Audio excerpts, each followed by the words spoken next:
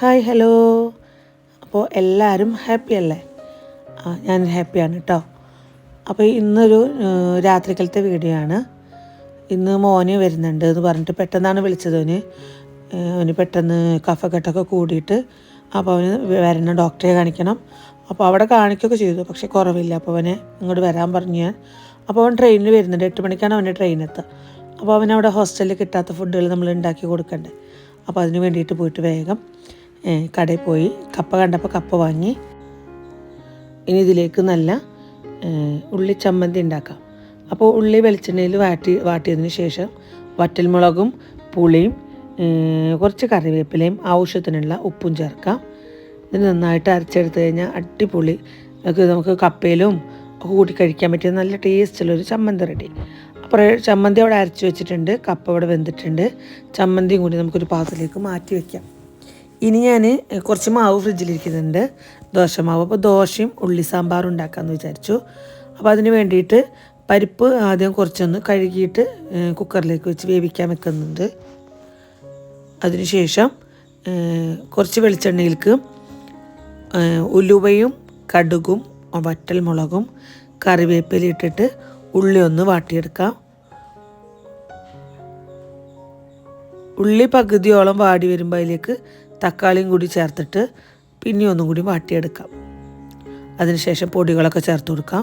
1/4 teaspoon മഞ്ഞൾപ്പൊടി, 1/2 ടീസ്പൂണോളം മുളക് പൊടി, 1 ടീസ്പൂൺ മല്ലിപ്പൊടി, 2 ടീസ്പൂൺ സാമ്പാർ പൊടി എന്നിവ ചേർത്തിട്ട് നന്നായിട്ടൊന്ന് ചൂടാക്കിയെടുക്കാം. ആവശ്യത്തിനുള്ള ഉപ്പും കൂടി ചേർത്ത് കൊടുത്തിട്ടുണ്ട് കേട്ടോ.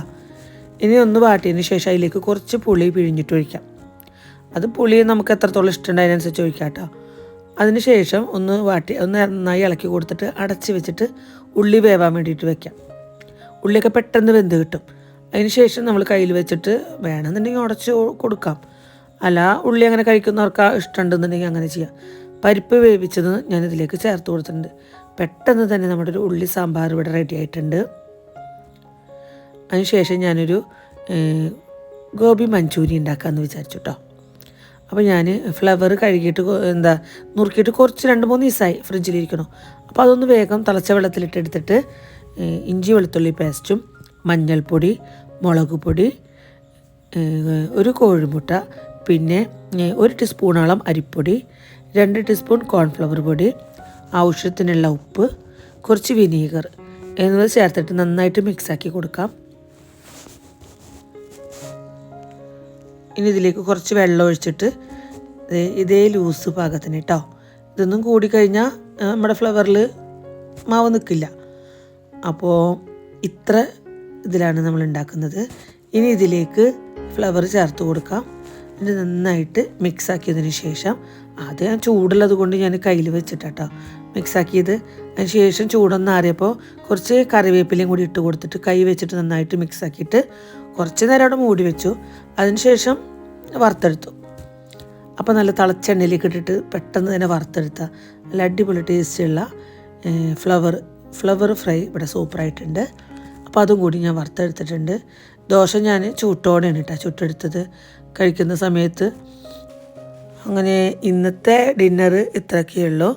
അപ്പോൾ അതിന് ശേഷം മോനക്ക് വിളിച്ചു കൊടുന്നു. ദോശ ഞാൻ കഴിക്കാൻ നേരത്തെ ചുട്ടത് കേട്ടോ. അതിന് ശേഷമാണ് മോനെ വിളിക്കാൻ പോയിട്ടുള്ള വീഡിയോ എടുത്തിട്ടുള്ളത്. അപ്പോൾ അവൻ്റെ ട്രെയിൻ എത്താനായി എന്നൊക്കെ പറഞ്ഞപ്പോൾ റെയിൽവേ സ്റ്റേഷനിൽ പോയി നിന്നു. അങ്ങനെ കുറച്ച് നേരം വെയിറ്റ് ചെയ്തതിന് ശേഷം വരുന്നു മകൻ.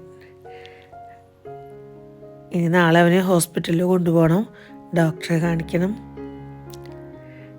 അവൻ ഹാപ്പി ആട്ടോ. നാട്ടിലെത്തിയതിൻ്റെ സന്തോഷമാണ് കൂടുതലായിട്ട്.